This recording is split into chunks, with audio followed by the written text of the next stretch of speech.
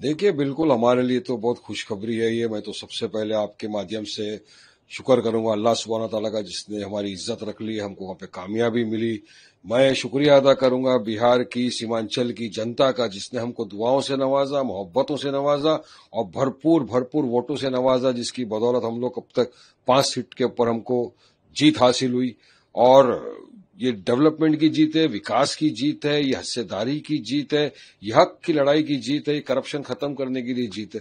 हम तो पहले दिन से बोल रहे थे ना, हम आए विकास करने के लिए। हमने इनको भी कहा था, महागठबंधन को, आइए हमको साथ में लीजिए ताकि सेकुलर वोटों का विभाजन ना हो और हम मिलकर बीजेपी को हराएं। मगर अब ये नहीं आए साथ में, तो हम तो लड़े और हमने अच्छी रीत से हमने कामयाबी हासिल की। अब इनका देखो क्या हो गया, पूरा सुपड़ा साफ हो गया ना। तो अब बात नंबर 2 ये भी है कि अगर अब साथ में घमंड एरोगेंस भी है इनका इतना सारा, क्यों अब हमको बोल तो नहीं सकते कि हमने तो पहले भी बोला था। भाई, मैं मुबारकबादी दूंगा तमाम वो जो लोग जीते हैं उनको, और हम तो चाहेंगे कि सीमांचल का विकास हो। और जो हार गए उनके लिए भी मैं ये कहूंगा कि जिंदगी की यही रीत है, हार के बाद ही जीत है। हौसला हिम्मत रखिए, आगे बढ़िए। अब जनता का जो जनादेश है वो तमाम को मानना पड़ेगा, हम भी मानेंगे। अब जो भी बिहार के अंदर सरकार बनाए या अपोजिशन में रहे, हमने तो पिछली मर्तबा भी हम 5 सीटों के ऊपर जीते थे, तो हमारा रोल तो अपोजिशन का ही था, हम तो अपोजिशन में ही थे। अब इस मर्तबा भी देखेंगे, लेकिन अब बिहार के विकास के लिए कांधे से कांधा मिलाकर हम काम करना चाहते हैं। जिस विश्वास के साथ लोगों ने हमको वोट दिया है, हमको यकीन है कि हमारे जीते हुए एमएलए पूरी बहादुरी के साथ, हिम्मत के साथ काम करेंगे और न्याय, इंसाफ, डेवलपमेंट, विकास करेंगे। कहीं ना कहीं राहुल गांधी जी कह रहे हैं कि वोट चोरी हुई है बिहार में, उसे लेकर किस तरह से? ये अभी ये सब बातें मैं समझता हूँ, मेरे हिसाब से ये सब बातें करने का वक्त नहीं है। सेल्फ इंट्रोस्पेक्शन करना चाहिए कि कहाँ हम मार खा गए, कहाँ हमसे गलती हो गई, कहाँ हमसे चूक हो गई।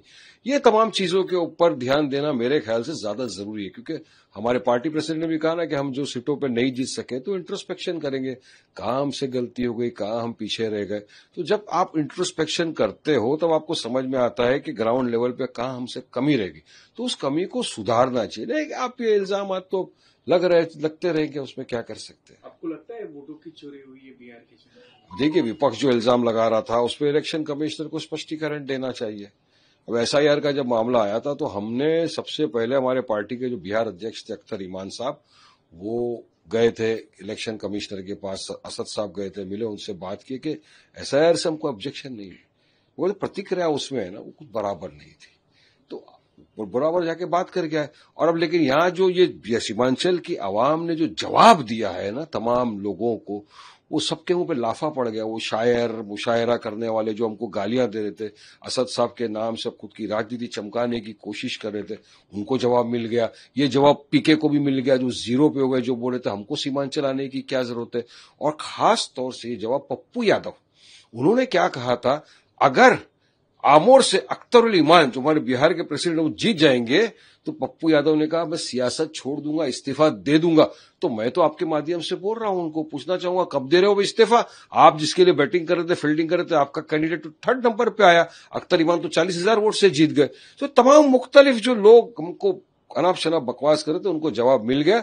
और हमको खुशी है कि बिहार सीमांचल की जनता ने हमारा साथ दिया, हमारी बातों को माना। मजलिस का हम तो उम्मीद करेंगे कि हमेशा साथ दे और हम आगे बढ़ते रहेंगे साथ। कहीं ना कहीं माइनॉरिटी जो वोट है वो कांग्रेस से एमआईएम की तरफ शिफ्ट हो रहा है, क्या ऐसा आपको लग रहा है? देखिए, कुछ लोगों ने समझ के रख लिया था, तथाकथित सेक्युलर पार्टियों ने, कि जो मुस्लिम वोट है तो हमारे बाप की जागीर है, हम इनके लिए कुछ नहीं भी करो तो भी ये क्या करेंगे, वोट तो हमको ही देंगे। वो पैटर्न नहीं चलता, वो पुरानी बात हो गई। अब लोग नहीं मानते। अब अब्दुल पंचर नहीं बनाएगा और सिर्फ दरी नहीं बिठाएगा, दरी नहीं बिछाएगा। अब हमको भी हिस्सेदारी चाहिए। आप एक 2% वाले मल्ला को उप मुख्यमंत्री बना सकते हो, 14% वाले को, यादव को आप मुख्यमंत्री बना सकते हो, 19% वाले मुसलमानों को क्यों नहीं मुख्यमंत्री बना सकते आप? क्या मुसलमानों को अधिकार नहीं है पॉलिटिकल एम्पावरमेंट का? क्या बिहार के अंदर 19% में कोई ऐसा मुसलमान है नहीं जो बिहार के अंदर जाके मुख्यमंत्री बन सके?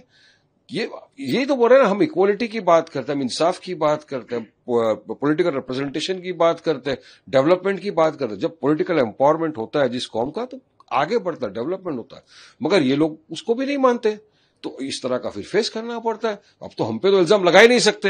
हमने तो साफ कहा था 6 सीट पे अलायंस करिए, नहीं आइए हमारे साथ, घमंड और गुरूर में थे, हम लड़े, हमने तो जो खोया था 5 सीट हमारी तो वापिस आ गई। हमारा तो सदस्य है, बहुत कुछ। कहीं ना कहीं बीजेपी की तरफ से भी माइनॉरिटी में सीट नहीं दी गई, उसे किस तरह से? देखिए, बीजेपी ने तो साफ बोल दिया ना कि हम मुसलमानों को सीट नहीं देंगे। वो तो सबका साथ, सबका विकास, सबका विश्वास तो पूरा की पूरा जुमला हो गया है ना। वो तो पूरा देखने वाली बात यह है कि आजादी से लेकर अब तक पहली मर्तबा ऐसा हुआ है कि कैबिनेट में कोई भी मुसलमान मंत्री नहीं है आज। तो इनसे तो उम्मीद नहीं थी। जेडीयू ने क्या किया, पिछली बार 11 दिया था, इस बार तो सिर्फ 4 दिया। तो अगर मुसलमानों को तुम सीट नहीं दोगे, इस तरफ ये महागठबंधन है, ये जो कांग्रेस वाले हैं, जो महाराष्ट्र का चुनाव आया था लोकसभा का 48 सीटें थी, एक भी मुसलमान को सीट नहीं दिया इन लोगों ने।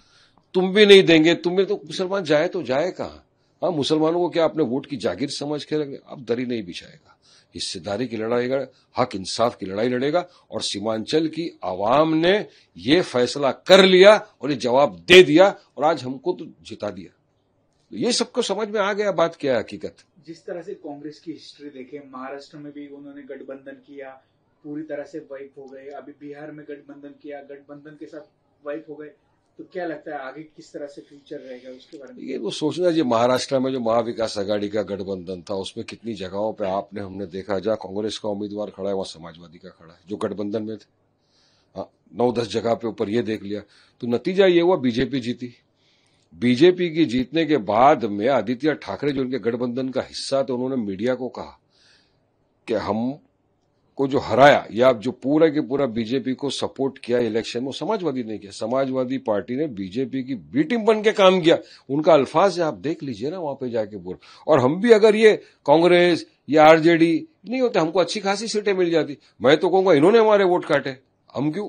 इन्होंने हमारे वोट काटे, नहीं काटते। हमारा 350 वोट से हमारा एक हार गया बलरामपुर के अंदर, 80,000 वोट लेके। दूसरी जगह 78,000 वोट लेके हमारा कैंडिडेट हार गया। तो अब कौन असली वोट कटवाए, ये जनता को डिसाइड करना चाहिए, जनता को फैसला करना चाहिए। मगर मैं तो शुक्रिया अदा करूंगा सीमांचल की जनता का, जिन्होंने हमको अच्छी रीत से दुआएं दी, मोहब्बत दी, वोटों से नवाजा और हमारे 5 उम्मीदवारों को अच्छी मार्जिन से जिता के बिहार की असेंबली में